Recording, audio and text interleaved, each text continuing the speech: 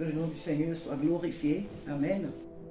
Que le nom du Seigneur soit exalté, qu'il soit célébré l'alpha et l'oméga, qui nous permet encore vraiment ce soir de revenir encore sur ce sujet que nous avions traité hier concernant la richesse. Alléluia. Nous avons parlé hier de la richesse du peuple de Dieu. Amen. À ce 21e siècle, nous disons qu'il est important que les enfants de Dieu connaissent leur position en tant que des dominateurs, en tant que des personnes à qui Dieu a donné le pouvoir d'assujettir ce monde, d'assujettir la terre. Pourquoi? Parce que Dieu nous a donné le pouvoir sur toutes les choses de ce monde, qu'elles soient spirituelles ou qu'elles soient naturelles. Dieu nous a donné la domination sur toutes choses. Hier, nous avons vu l'aspect négatif de la chose. Amen. La richesse, nous avons dit hier que la richesse, elle est bonne, mais elle peut être négative lorsqu'elle prend la place que doit occuper Dieu dans notre vie. Amen. Lorsqu'elle prend la place que Dieu doit occuper dans notre vie, alors elle devient une idolâtrie et elle ne devait pas être prise sur ce angle-là. Amen. La richesse, elle est bonne. Dieu agrée la richesse, mais elle ne doit pas occuper la place que Dieu doit prendre dans notre vie. Elle ne doit pas nous éloigner de Dieu. La richesse ne doit pas s'établir entre Dieu et nous.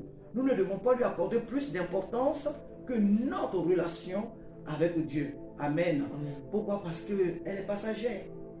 Elle est passagère, elle est éphémère. Alléluia. Amen. Sur quoi nous devons vraiment nous appuyer, c'est notre relation, notre intimité, notre salut. Alléluia. En Jésus-Christ. Amen. Donc nous avons vu le côté négatif de la chose hier et nous disons par la grâce de Dieu que nous avions dit que nous verrons aujourd'hui le côté positif de la chose. Amen.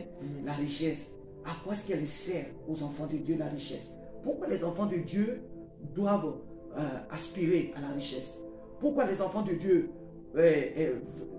doivent vouloir être riches? Pourquoi? Pourquoi les enfants de Dieu doivent rentrer même, je dirais, dans cette destinée? Puisque effectivement, nous, notre destinée, c'est d'être riche puisque notre Père est riche. Pourquoi ne pas vivre simplement? On travaille, on a notre SMIC, on vit bien, on va dire comme ça. C'est-à-dire qu'on arrive à subvenir à nos besoins, aux besoins de notre famille. On n'a pas de dettes. Et puis ça s'arrête là. On va à l'église, on fait nos petits dîmes, écoute, nos dîmes, nos offrandes. Et puis la vie continue. Pourquoi on ne se contente pas de cela? Et il faut aspirer à aller au-delà de ce que nous avons et qui nous satisfait. Pourquoi aller dans cette abondance-là? À quoi cela peut-il servir à un enfant d'aspirer à la richesse ou même d'être riche? Amen. Donc c'est de cela que nous allons parler aujourd'hui et nous disons qu'elle est très positive, la richesse. Amen. Et donc d'entrée de jeu, je vais te laisser, frère Isaac, donner ton avis sur ce thème. Amen. Amen. Gloire à Dieu. Amen, amen. Donc comme tu l'as énoncé, la richesse n'est pas en soi une mauvaise chose. Amen. Et comme nous le savons, nous avons mentionné dans notre vidéo précédente qu'il y avait, enfin du moins qu'il y a plusieurs types de richesses. La richesse matérielle, la richesse intellectuelle, la richesse spirituelle et bien d'autres types encore de richesses. Amen. Amen. Mais je vais vraiment me baser sur un verset bien précis lorsque nous parlons de la richesse, comme quoi Dieu est favorable à cela. Dans Ésaïe chapitre 58, verset 11.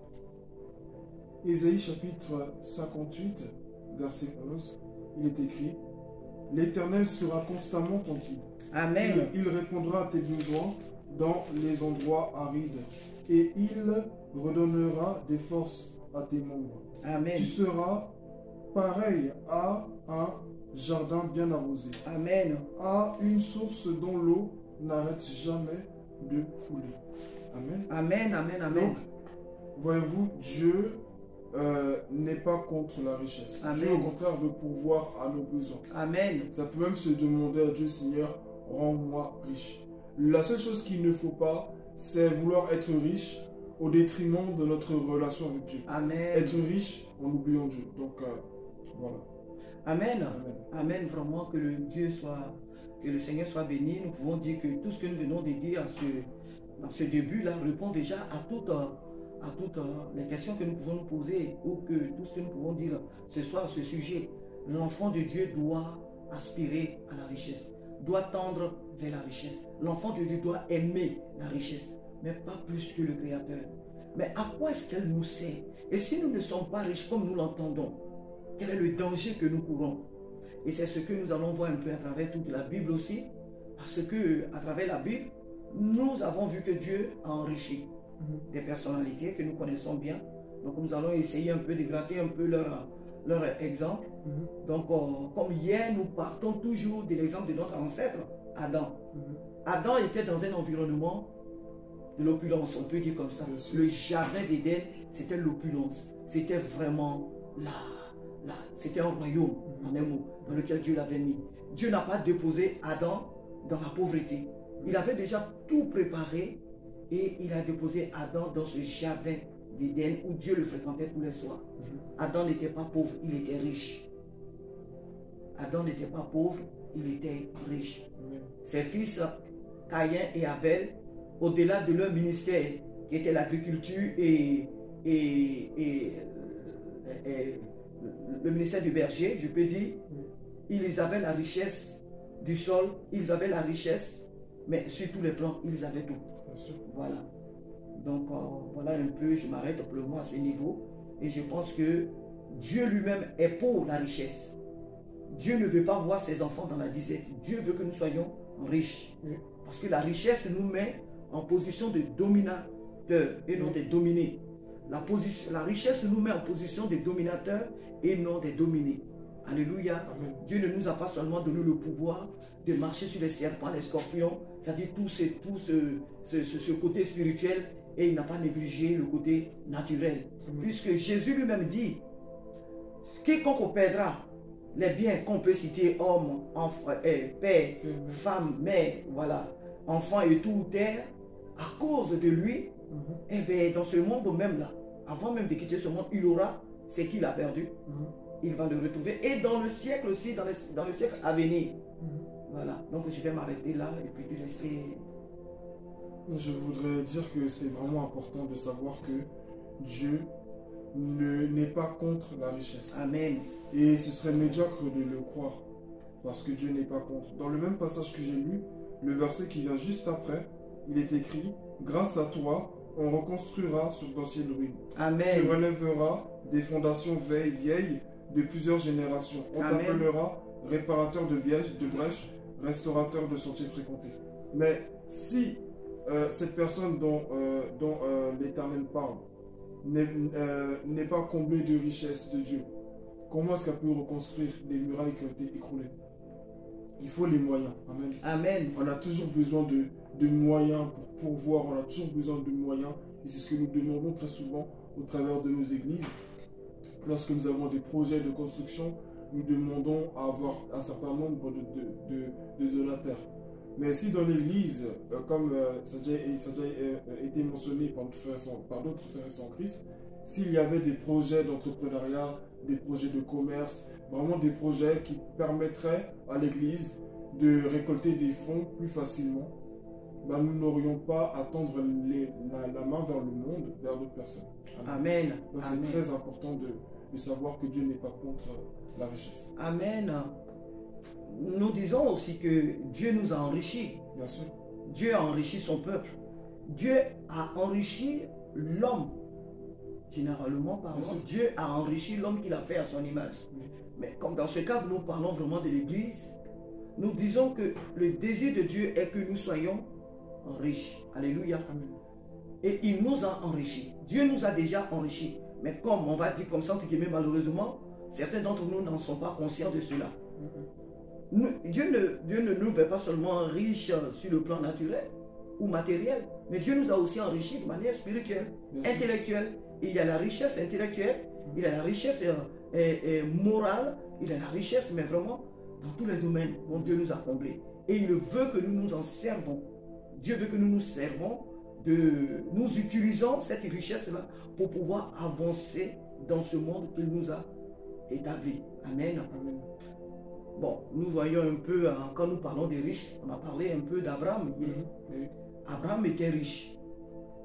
Abraham était riche. La Bible dit qu'il était riche en troupeaux, en bétail, en un mot. Il était riche en or, il avait tout. Abraham avait tout. Mais au milieu de toutes ces choses, il n'y a pas de même. Au milieu de toute cette richesse-là, Abraham a su conserver sa relation avec Dieu. Abraham a servi Dieu dans, on va dire même dans l'opulence. Il a eu des épreuves, il a eu des difficultés, il a eu à mener des guerres. Ce n'étaient pas des richesses qui ont été faciles. Il n'a pas acquis ces choses d'une manière facile. Mais il faut dire que Abraham n'a pas servi Dieu les mains vides. Abraham a servi Dieu, nous pouvons dire, dans l'opulence. Abraham était riche. Son fils Isaac était riche. Son petit-fils Jacob était riche. Il est nécessaire que chaque enfant de Dieu aspire à la richesse. Amen. Si nous voulons dominer dans tous les domaines, puisque Dieu ne nous a pas seulement établis dans le domaine spirituel, sur le monde, il dit nous sommes la lumière du monde. Et le fait que nous soyons la lumière du monde, c'est dans chaque aspect de notre vie que Dieu nous a établis. Amen. Alléluia. Amen. Voilà, donc après on prendra, s'il y a des exemples à travers la Bible, que tu peux prendre comme, voilà. Là, je vais, par rapport aux exemples de la Bible, je reprendrai avec l'exemple d'Abraham. Amen. Parce que c'est l'un des premiers. Abraham avait tout. C'est vrai, Abraham, les autres peuples connaissaient son nom. Abraham, il était connu. Amen. Il n'était pas connu à cause de sa foi uniquement ou à cause de ce que Dieu avait fait. Mais nous savons très bien que Abraham a été vraiment beaucoup connu. Je parle au travers des autres peuples, grâce aussi à ses richesses. Amen. Amen. Je ne dis pas que l'enfant de Dieu doit poursuivre le renom, doit poursuivre la reconnaissance des hommes. L'enfant de Dieu ne doit pas être assoiffé de la reconnaissance des hommes, c'est-à-dire je veux être connu, je veux être connu, je veux être célèbre, je veux que les gens me voient. Non, mais c'est-à-dire que la richesse en fait que nous devons acquérir doit avoir une seule et unique base, Dieu. Amen. Si Dieu est notre base, le reste coulera de lui-même. Là, on a parlé d'Abraham, nous avons son fils Isaac, nous avons son fils Jacob, mais son petit-fils, pardon, Jacob, mais nous avons aussi au travers de la Bible beaucoup d'exemples, et j'en donnerai un, tel que Esther, amen, Amen. qui était une reine, Amen, dans le lieu où elle habitait, amen. Mais cette femme-là, amen, a réussi au-delà de sa richesse, et malgré le fait qu'elle soit riche, elle a su mettre du temps à part pour le Seigneur. Amen. Faire ce sacrifice-là pour chercher Dieu. Donc, Amen. la richesse n'est pas, il faut bien savoir que la richesse n'est pas un obstacle, un frein à notre relation avec le Seigneur. Alléluia. Amen. Amen. Amen. Je reviens encore sur Esther dont tu parles, pour dire que Esther était, c'est vrai que Esther elle était reine, mais lorsqu'elle voit son peuple en danger, Esther a su se détacher de cette chaise royale pour s'humilier devant Dieu, enlever ses ornements et tout, et se mettre devant Dieu pour résoudre le problème qui était là devant elle. Amen. Donc un enfant de Dieu peut être riche et servir Dieu.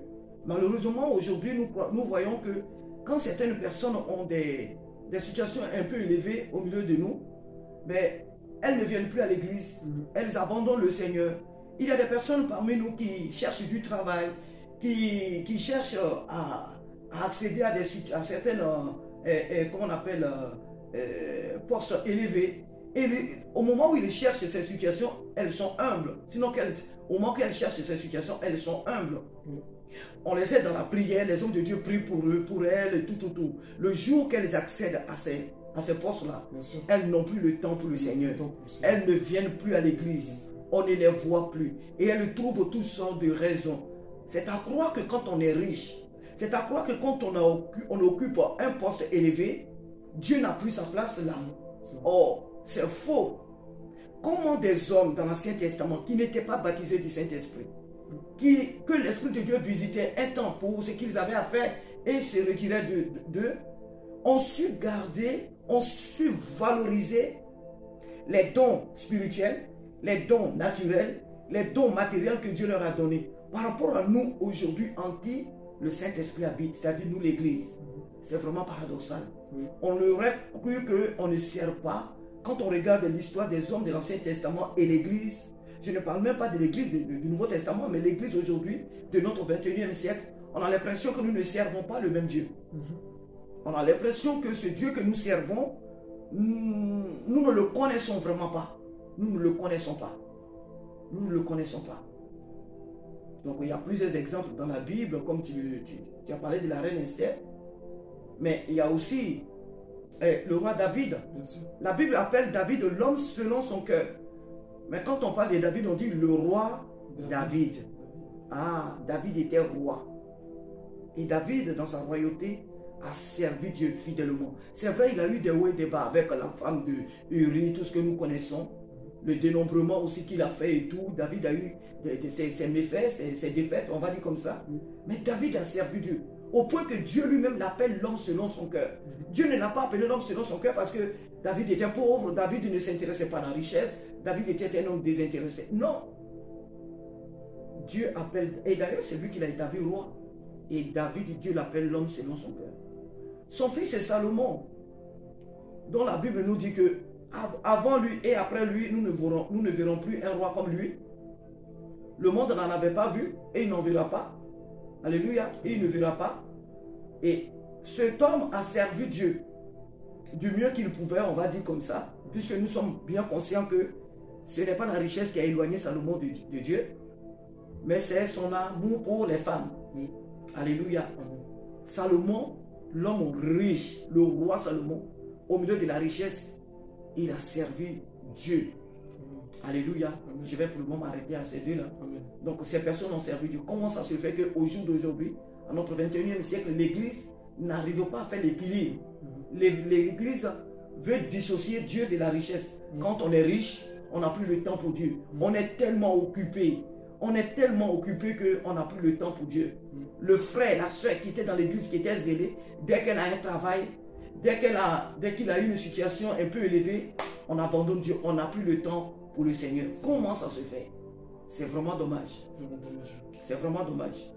Alors, comme tu l'as cité, il y a eu vraiment beaucoup d'hommes qui étaient riches amen. et qui ont su servir Dieu avec leurs biens. Je crois qu'aujourd'hui, bon, c'est peut-être pas dans toutes les églises, mais malheureusement, elles sont peut-être beaucoup trop peu. Parce que si nous étions plus à vraiment avoir des moyens financiers, je pense que nous aurons plus d'impact. Mais ce que je voudrais vraiment dire, c'est que l'église aujourd'hui n'a pas cette mentalité-là de la richesse parce que nous avons un esprit médiocre. Nous avons un esprit médiocre, pourquoi? Parce que comme tu l'as cité tout à l'heure, nous pensons que lorsqu'on est riche, lorsqu'on est haut placé, on ne peut pas servir Dieu. Beaucoup de personnes pensent que les gens même riches de ce monde, forcément, qui sont riches, ont forcément fait un pacte avec le diable. Tous ceux qui sont riches, ce sont les Illuminati. Tous ceux qui sont riches, ce sont des gens qui sont rentrés dans des compromissions des Jésus-chrétiens, des satanistes. Alors que ce n'est pas vrai. Ici, nous voyons, comme tu l'as cité, des gens qui ont su servir Dieu, amen, avec leurs biens. Amen. Des gens qui ont su servir Dieu avec leurs biens. Dans le livre de Exode, amen, chapitre 28, nous voyons très bien les différents matériaux que Dieu met en place dans le seul et unique but que ses enfants puissent se consacrer à lui. Amen. Les prêtres que nous voyons dans Exode chapitre 28, Exode chapitre 28, nous voyons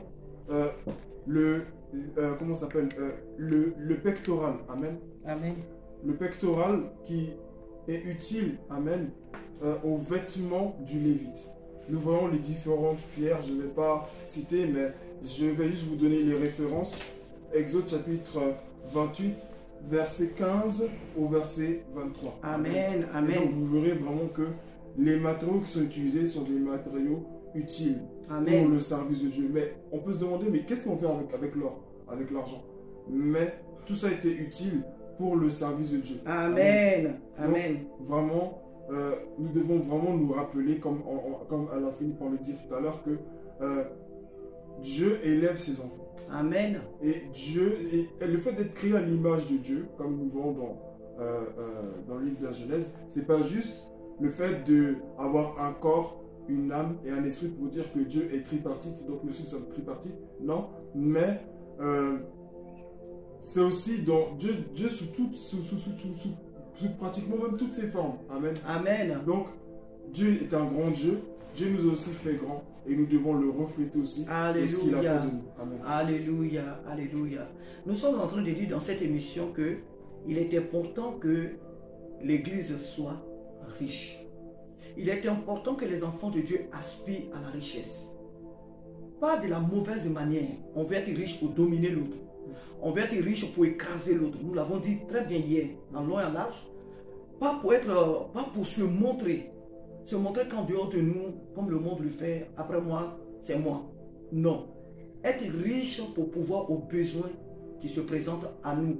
Car l'Église a des grands besoins. Alléluia. L'Église a des besoins. La Bible que nous méditons là, c'est des hommes qui l'ont confectionné. Et c'est de l'argent qu'ils ont pris pour confectionner cette Bible. Alléluia. Aujourd'hui, on a des frères qui travaillent à travers le monde, qui font la traduction, qui travaillent à la traduction de la Bible. On ne les entend pas trop, mais c'est des personnes qui travaillent vraiment dans le secret. J'ai déjà lu une brochure où ils demandent à ce que des gens puissent financer le travail qu'ils sont en train de faire. Parce qu'ils traduisent les Bibles dans toutes les langues du monde pour que la parole de Dieu soit accessible à toutes les populations du monde entier. Ils ont besoin de l'argent. Nous disons que lorsque l'Église refuse d'entrer dans sa destinée, qui est une destinée de domination, de dominateur ou dominatrice, elle fait de Dieu un menteur. Alléluia. Elle fait de Dieu un menteur. Et l'Église doit, amen, l'Église doit aspirer à la richesse. Un pauvre, la pauvreté nous met en position de dominer. La pauvreté ne fait pas de nous des hommes humbles, des femmes humbles.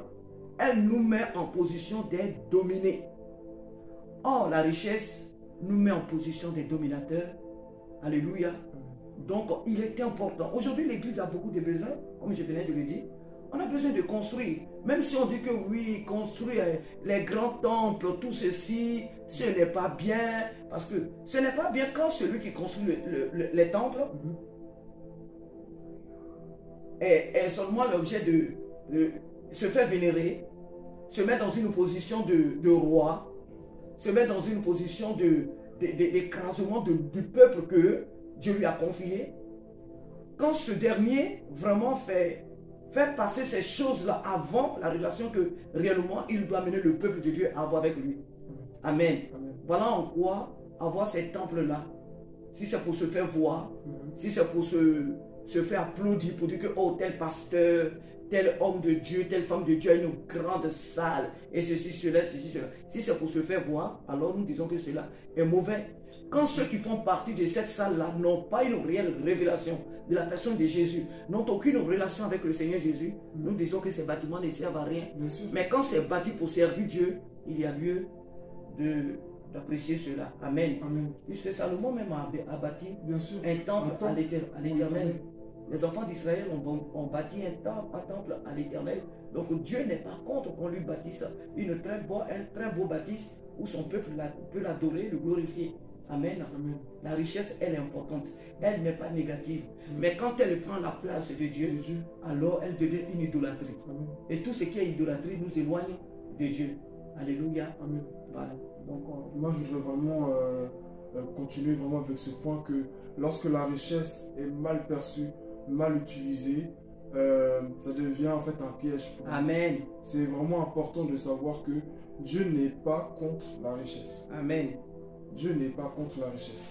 Mais lorsque la richesse devient une priorité, une obsession, il faut à tout prix que, moi, avant, les gens m'ont beaucoup humilié, donc maintenant, il faut que je devienne riche pour que les ennemis de ma famille sachent qu'il faut qu'ils viennent tous se prosterner devant moi pour reconnaître ma grandeur. Pour avoir de la valeur. Pour avoir de la valeur, non. Ça, ce sont des désirs de vengeance et Dieu n'est pas le genre. Nous devons, tout ce que nous devons faire, que ce soit par rapport aux dons spirituels que Dieu nous a donnés, parce que Dieu nous a avant tout enrichis spirituellement. Amen. Et tous ceux qui sont devenus riches qu'on vient de citer, ils sont tous passés par Dieu. Amen. Pour devenir riches. Abraham a rencontré Dieu qui lui a dit quitte de ta maison. Moïse a rencontré Dieu pour l'envoyer aller délivrer le peuple d'Israël. Je cite bien Moïse parce que lorsqu'ils sont partis de l'Égypte, ils ne sont pas partis de là-bas les mains vides. Les mains vides, ah non. Ils ont pris non seulement des provisions, bien entendu, parce qu'il fallait qu'ils mangent en route, mais ils ont pris aussi l'or. Amen. Amen. Ils ont pris des vases, des trucs précieux, de l'argent, du bronze aussi. Amen. Donc, Dieu n'est pas contre cela. Amen. Mais ça dépend de quelle place nous donnons à la richesse de notre vie. Amen. Amen. Amen, amen, amen. Vraiment que le nom du Seigneur soit béni. Nous disons aussi, hein, même si nous parlons plus du côté matériel, puisque c'est vrai, même si nous sommes riches spirituellement, la richesse matérielle ne doit pas être dissociée à cela. Alléluia. Amen.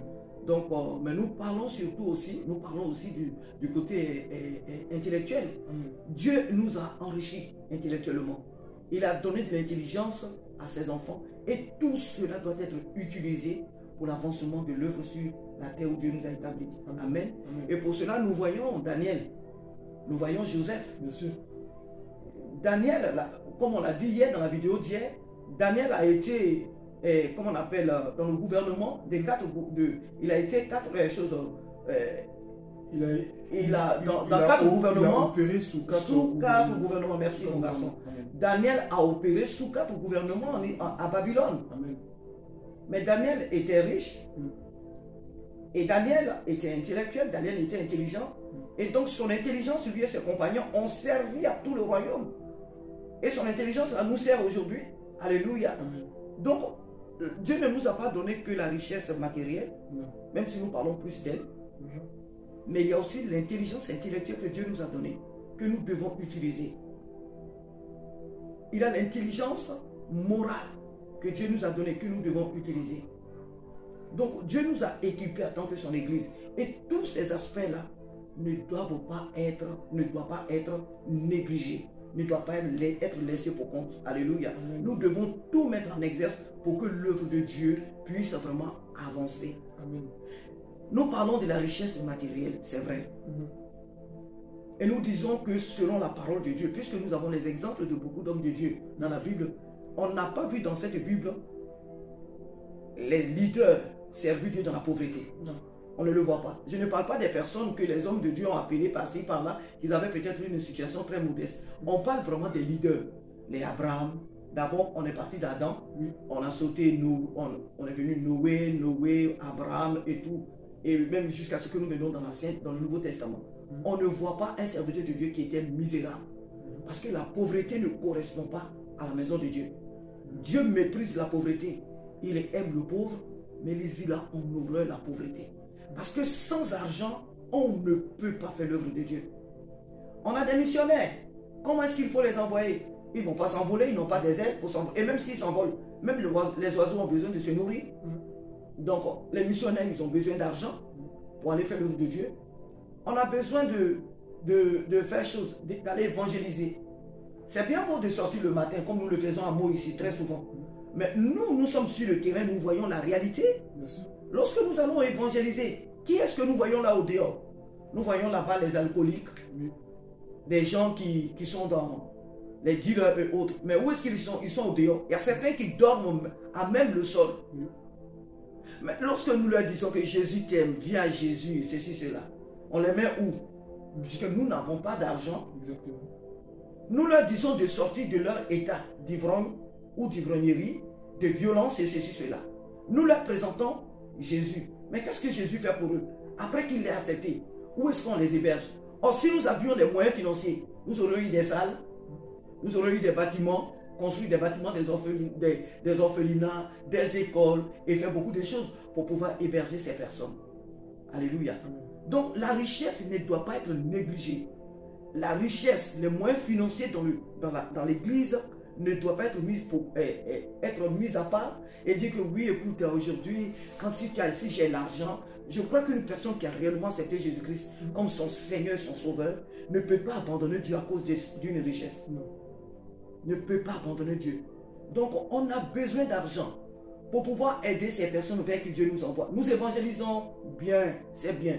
Mais ces personnes à qui nous parlons de Jésus, Jésus a dit quelque part, donnez-leur vous-même à manger. C'est bien pour que vous leur parlez du royaume des cieux. Mais donnez-leur, ils ont fait, elles ont fait, ces personnes, elles ont fait. Donc, donnez-leur vous-même à manger. Mais quand on n'a pas les moyens pour acheter la nourriture, que nous ne produisons pas nous-mêmes, qu'il faut acheter, si on n'a pas d'argent, comment est-ce qu'il faut nourrir ces personnes? L'église doit aspirer à la richesse. Alléluia. L'église doit aspirer parce que notre Père est riche. Hier, nous avons dit que la richesse, elle peut être très dangereuse. Et elle est dangereuse lorsque l'enfant de Dieu la met au-dessus de sa relation avec Dieu. Mais cela ne veut pas dire qu'on ne doit pas être riche, qu'on ne doit pas aspirer à la richesse. Alléluia. Donc on a aussi plein d'exemples dans la Bible. Donc aussi tu as quelques exemples que tu peux... Je crois que c'était dans Marc chapitre 10 par rapport à l'homme. Oui, le jeune homme riche. Au jeune homme riche avec qui Jésus parlait. Et cet homme-là citait vraiment combien de fois il respectait les lois, la loi juive, etc. Et Jésus lui dit, il y a un autre commandement encore que tu dois faire, il y a une autre chose encore que tu dois faire, abandonner tous tes biens. Il doit les vendre et les donner aux pauvres. Il doit les vendre et les donner aux pauvres. Amen. Cet homme était tout attristé, il était tout retourné, parce que lui, il ne s'attendait pas à cela. Lui, il ne s'attendait pas à cela. Lui, il avait l'argent et pour lui, Dieu ne pouvait certainement pas lui demander d'abandonner cela. C'est vrai, aujourd'hui, on va dire, bon, le contexte dans lequel nous vivons actuellement ne nous permet pas d'abandonner biens, maison et tout quitter pour dire qu'on va suivre le Seigneur. Et bien qu'il y ait des personnes à qui Dieu demande de le faire, mais quand c'est comme ça, Dieu pourvoit. Mais pour cette personne-là, précisément, dont il s'agit, dans Marc chapitre 10, c'est vraiment un cœur que les enfants de Dieu ne doivent pas avoir. Et c'est là, maintenant, qu'on dit que la richesse est un danger. Mais dans le cas où la richesse n'est pas un obstacle à notre relation avec le Seigneur, ou au contraire, nous avons pour base le Seigneur, parce que cet homme aussi disait avoir pour base le Seigneur. Amen. Mais cette base-là, elle était bancale, parce qu'en réalité, il avait vraiment les deux pieds dans le Seigneur, abandonner ses richesses n'aurait pas été un problème. Donc vraiment, c'est important de le retenir. Alléluia, alléluia. Et l'appel que le Seigneur nous permet de lancer à chacun de nous-mêmes, nous lançons nous-mêmes et à nos frères. Amen. Nous ne sommes pas, si je crois l'avoir déjà dit, nous ne disons pas ici que l'enfant de Dieu doit s'enrichir dans le but de gagner le monde entier. Parce que la Bible d'ailleurs le dit. À quoi sert-il à un homme de gagner le monde entier s'il perd son âme? Donc, ce n'est pas le fait de gagner le monde entier qui est le plus important. On ne parle pas ici d'une richesse qui va t'amener à posséder des avions, à posséder des... Mais pourquoi pas? Si cela est possible, gloire à Dieu. Mais on ne parle pas ici d'une richesse qui va t'amener à posséder tout un monde, tout un pays et autres. Mais une richesse qui t'amène à pouvoir besoin de l'autre. Une richesse qui t'amène à satisfaire toi-même tes besoins et ceux qui sont en face de toi. Une richesse qui t'amène à participer à l'œuvre de Dieu convenablement. Une richesse qui t'amène à participer à tout ce qui se passe dans l'assemblée où tu te trouves. Parce qu'aujourd'hui, surtout dans la francophonie, comme on le dit, on se limite trop à nos salaires. Or, nos salaires là sont combien? Deux fois. C'est vrai que ça varie selon les pays. Mais pour nous qui sommes ici en France, le salaire c'est dans quoi? Si c'est trop, c'est 1300 ou 1100, 1200 pour d'autres. Ceux qui vont un peu au-delà, bon, ça, dans des cas spéciaux, pour ceux qui ont dans les 3000, 4000, ça dépend. Au point que certains même font plusieurs boulots pour pouvoir aller un peu au-delà. Pourquoi? Parce que ces personnes ne sont pas satisfaites de ce salaire qu'elles perçoivent. Alléluia. Donc, pour sortir de cette précarité, nous disons que le Saint-Esprit, le Dieu que nous servons, veut que nous allons au-delà de ce que nous avons.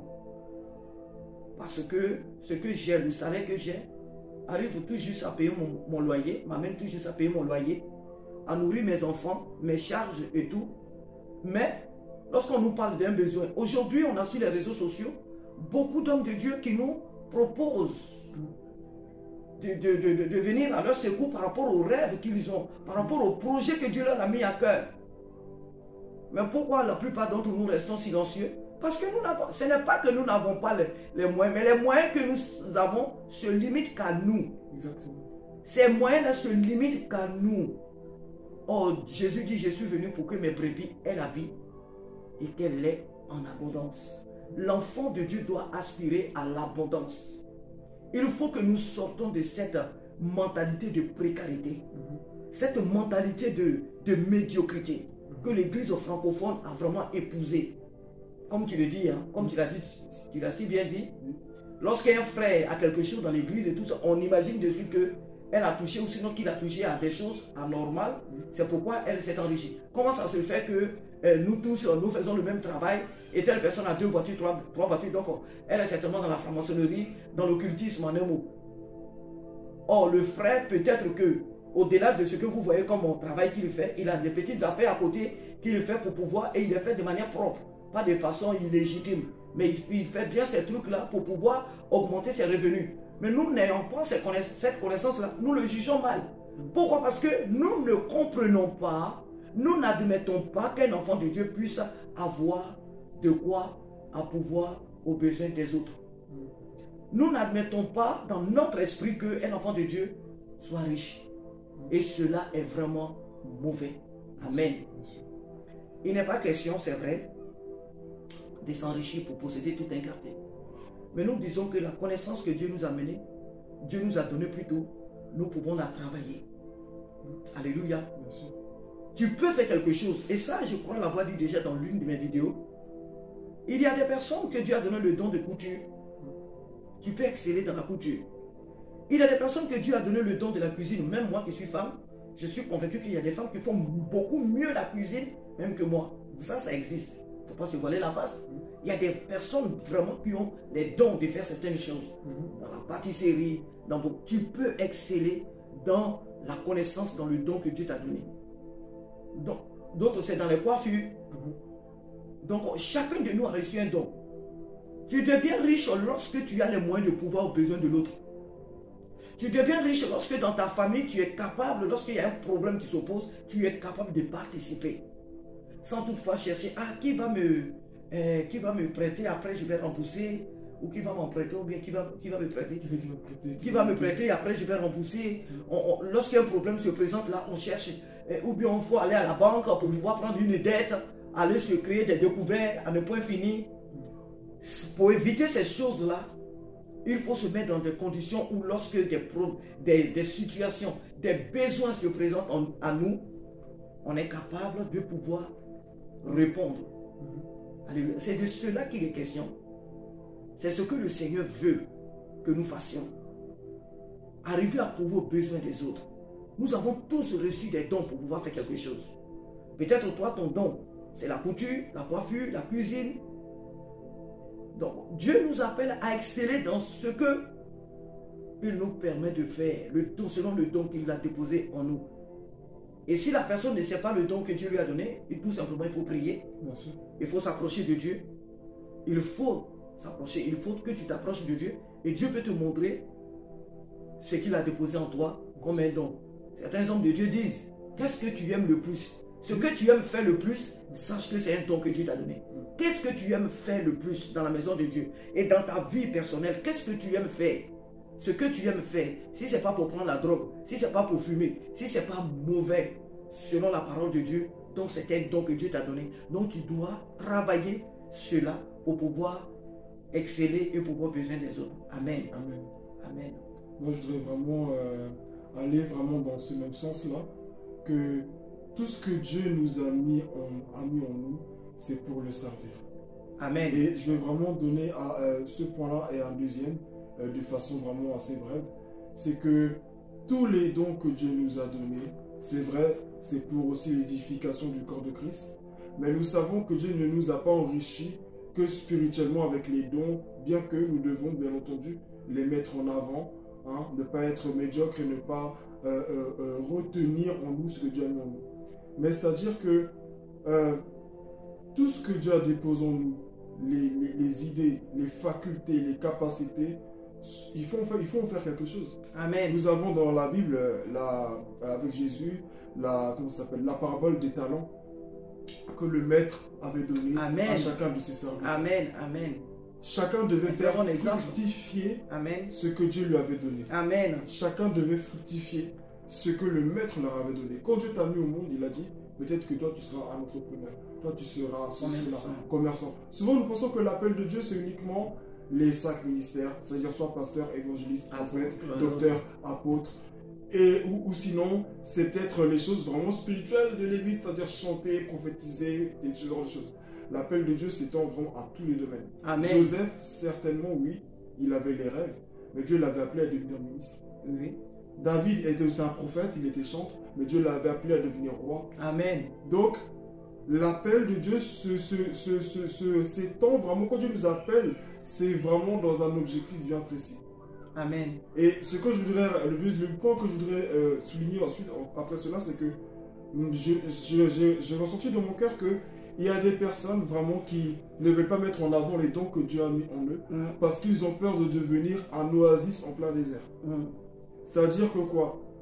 Tu sais que tu peux faire pour les autres, mais tu ne le fais pas parce que tu ne veux pas que tout le monde vienne s'agripper à toi. Mais tu ne sais pas que tu peux être une porte pour beaucoup de personnes. Rappelle-toi que nous pouvons être des portes pour beaucoup de personnes. Amen. Dans un premier temps, Joseph, il était en Égypte. Ils sont venus dans sa maison pour habiter.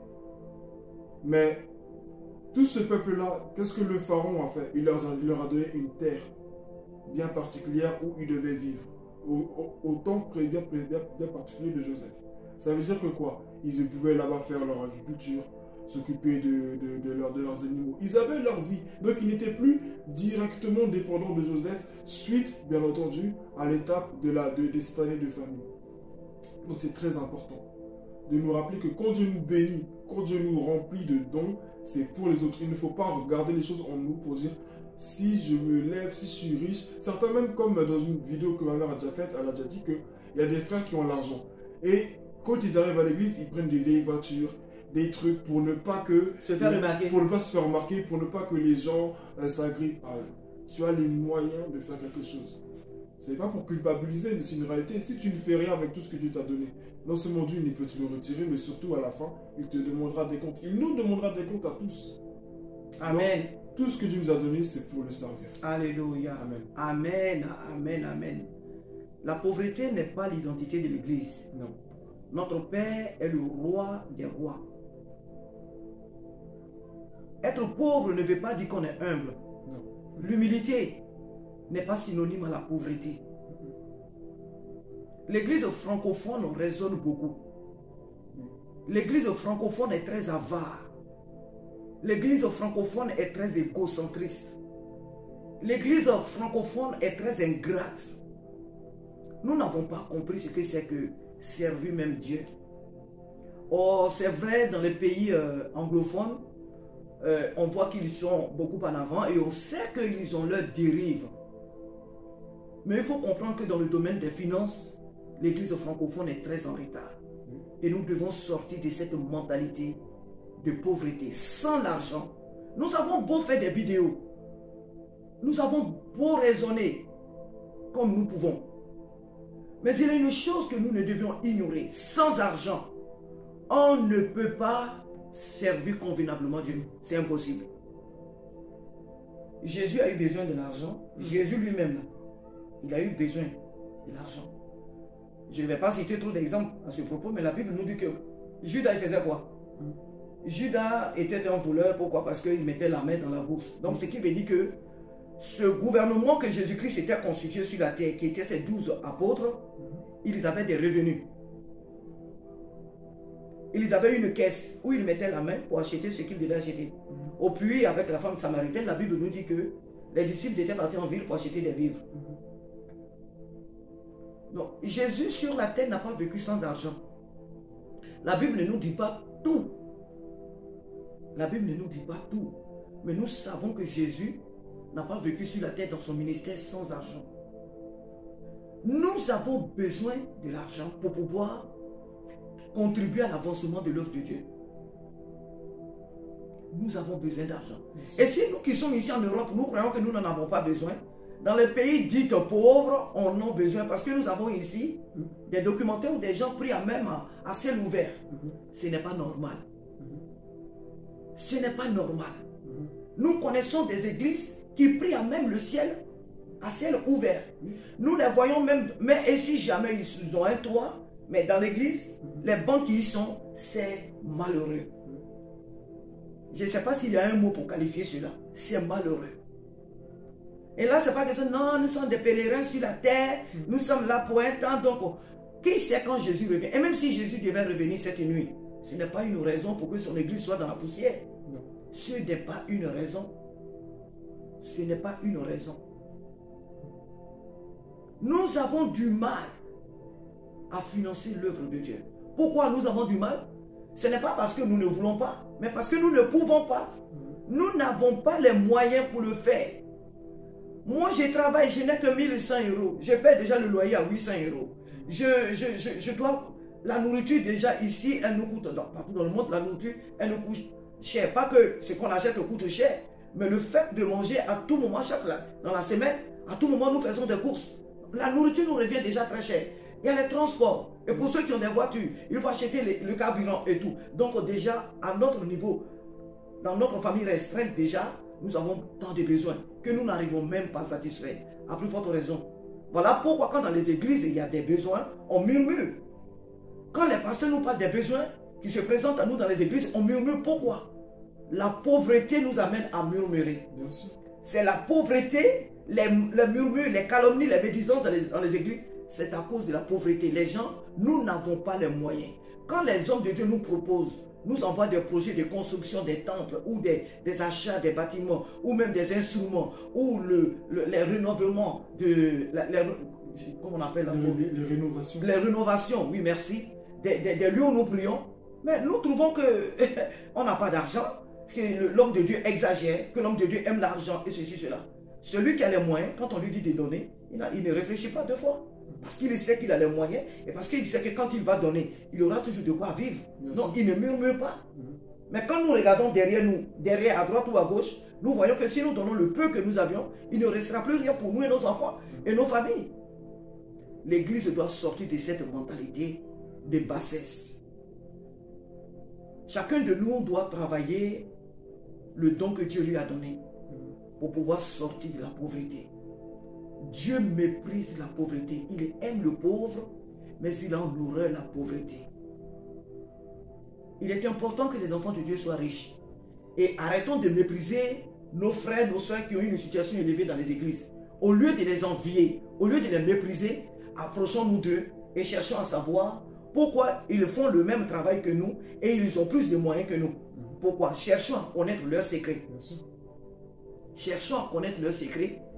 S'ils peuvent s'ouvrir à nous, alors nous ferons comme eux pour que dans l'église, nous puissions, nous ne puissions pas être pour eux-mêmes des charges, parce que si ce sont eux seulement qui ont les moyens, ils seront les seuls à financer dans l'église et nous serons toujours en retrait. C'est ça.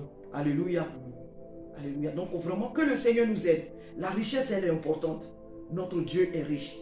Si la richesse n'était pas importante, il n'aurait pas enrichi la seconde fois Job qui avait tout perdu. Je te laisse un peu en parler un peu. Oui, c'est vrai que nous savons que Job avait tout perdu. Amen. Quand on entend beaucoup de fois parler de l'histoire de Job, on a l'impression que c'est une histoire peut-être qui vient dans les chapitres suivants. Mais Job perd tout dès le début. Il perd ses enfants, il perd sa maison. Tous les grands biens qu'il avait, oui. Il a tout perdu. Mais nous savons, nous qui regardons l'histoire, et même par rapport à l'histoire de Job, nous savons que c'était une épreuve qui était là dans le but vraiment de le rapprocher du Seigneur. Mais qu'est-ce qu'on voit à la fin? Job retrouve tous ses biens. Et en plus de cela, le centuple. Et tous ceux, en plus de cela, qui l'avaient critiqué, qui étaient contre lui, ils devaient repartir vers lui pour lui demander pardon avec des biens, dont un anneau d'or. Amen. Amen. Donc, c'est important de savoir que Dieu n'est pas contre la richesse. Alléluia. Un point aussi important, c'est que par rapport à un point qu'elle a donné tout à l'heure par rapport à l'église, nous sommes avares, je dirais. Nous avons du mal à ouvrir nos mains pour investir dans l'œuvre de Dieu. Et on a rencontré des gens comme ça qui pensent toujours que quand on fait une église, c'est pour enrichir les pasteurs, c'est pour nourrir le pasteur, sa femme et ses enfants, c'est pour ceci, c'est pour cela. Or, en réalité, c'est pour le bien de l'église, parce que plus l'église elle entreprend, plus l'église a des moyens financiers, et plus aussi, on peut aussi pourvoir aux besoins de chaque fidèle qui sont là. Ça me rappelle un peu l'histoire d'Israël avec Moïse.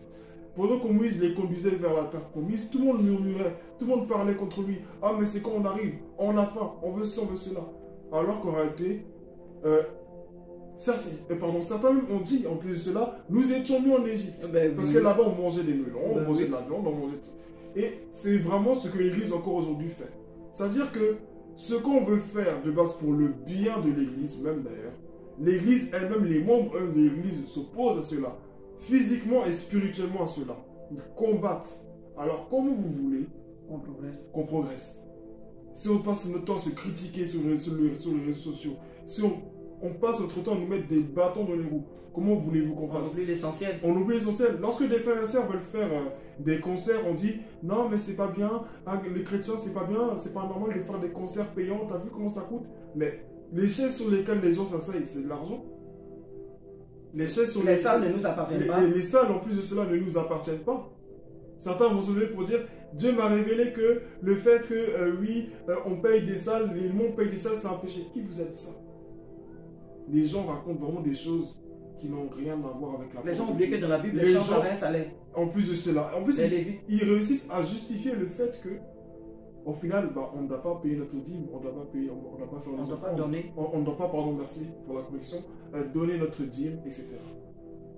Alors que tout ça, au final, c'est pour le bien de la maison de Dieu. Et je vais finir avec ce point-là, c'est que dans Actes chapitre 2, Amen, nous voyons très bien que les disciples avaient tout en commun. Ils réunissaient leurs biens en commun pour répondre aux besoins des nécessiteux parmi eux.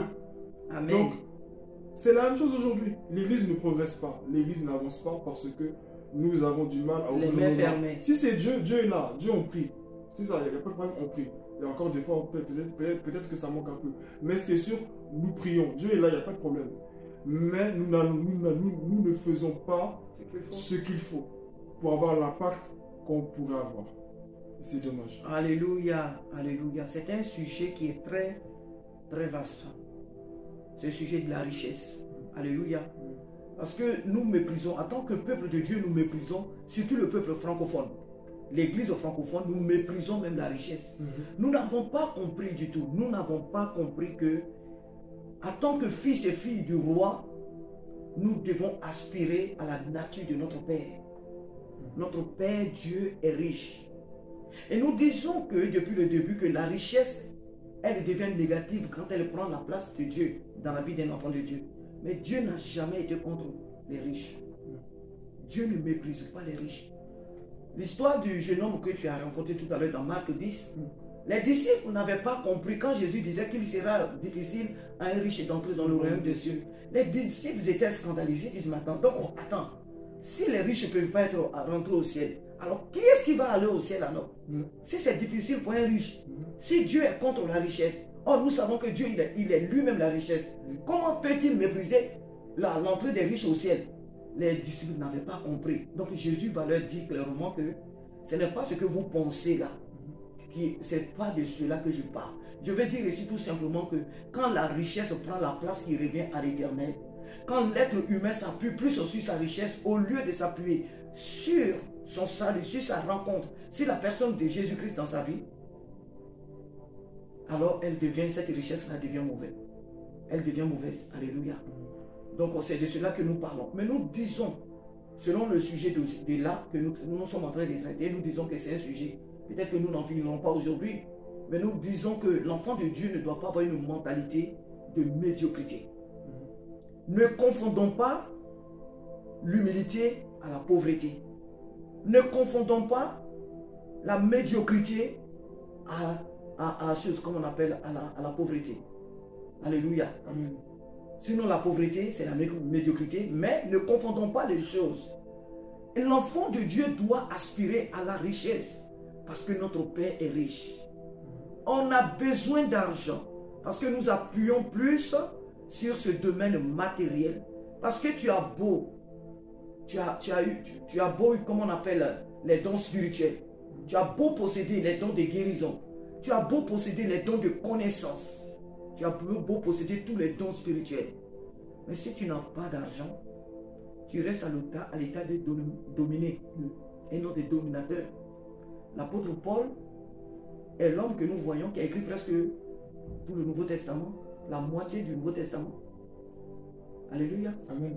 Mais l'apôtre Paul, non seulement il avait la richesse intellectuelle, mais même si on ne voit pas qu'il avait une richesse matérielle, mais sachant qu'il ne pouvait pas servir Dieu sans la richesse, il est allé se donner comme métier faiseur des tentes. L'apôtre Paul a commencé à fabriquer des tentes pour pouvoir financer lui-même son ministère et servir Dieu. Avec ce qu'il a fait, il a pu pouvoir aux besoins des nécessités, comme on vient de le dire. Jésus revient, c'est vrai. Est-ce que c'est aujourd'hui que Jésus va revenir cette nuit? Est-ce que c'est demain? Est-ce que c'est après-demain? Est-ce que c'est dans 20 ans que Jésus va revenir? Nul ne le sait. Il faudrait que nous arrêtons, nous en tant que l'Église, nous arrêtons de dire non, de toute façon, le Seigneur a dit, à quoi sert-il à un homme de gagner le monde entier s'il perd son âme? Ce n'est pas la peine de s'enrichir. Qu'est-ce qu'on va faire avec la richesse? Si tu as ce langage, c'est parce que tu n'as pas réellement connu le Seigneur Jésus. Donc tu as peur de confronter ton salut à la richesse. Tu as peur de confronter ton élévation à la richesse. Or, nous ne devons pas avoir peur de l'élévation parce que notre Père est élevé. Personne, le royaume des cieux ne sera fermé à une personne, parce qu'elle a été élevée dans ce monde. Non. Le royaume des cieux ne sera fermé à personne parce qu'elle est devenue ministre, parce qu'elle est devenue chef, parce qu'un enfant de Dieu est devenu président de la République, parce qu'un enfant de Dieu est devenu un roi, parce qu'un enfant de Dieu est devenu à construire tout un quartier, tout un pays. Le royaume des cieux ne sera pas fermé à un enfant de Dieu à cause de cela. Il lui sera fermé quand cette richesse-là est devenue une idole. Quand cette richesse-là vient prendre la place que Dieu lui-même doit occuper. C'est de cela qu'il est question. Ne méprisons pas nos frères qui ont les moyens. Nos frères qui ont les moyens. Approchons-nous d'eux pour savoir comment ils ont fait pour avoir ce qu'ils ont. Nous devons travailler les dons que Dieu nous a donnés. Nous l'avons dit et nous continuons vraiment de le dire. Nous devons travailler les dons que Dieu nous a donnés. Et chacun de nous peut exceller dans ce que Dieu lui commande de faire. Si tu dois griller des beignets, si tu dois faire des gâteaux, si tu dois écrire, si tu dois faire je ne sais quoi, et Dieu seul le sait qu'au milieu de nous, il y a des ingénieurs, il y a des savants dans l'église, il y a des grands intellectuels parmi nous. Selon la capacité que Dieu t'a donnée, tu peux exceller. L'enfant de Dieu devient riche. L'enfant de Dieu est déjà riche, mais matériellement, il devient riche quand il arrive à pouvoir aux besoins des autres. Quand les moyens qu'il possède vont au-delà de sa propre maison. Alléluia. Amen. Nous allons peut-être nous arrêter là ce soir. Alléluia. Amen. Nous allons nous arrêter là. Toute la Bible regorge des hommes de Dieu qui ont servi Dieu dans la richesse, dans l'abondance. Jésus dit, je suis venu pour que mes brebis aient la vie et qu'elle l'ait en abondance. Dans Jérémie, il nous dit, car je connais les projets que j'ai formulés sur vous, projets de paix et non de malheur, afin de vous donner l'avenir et de l'espérance.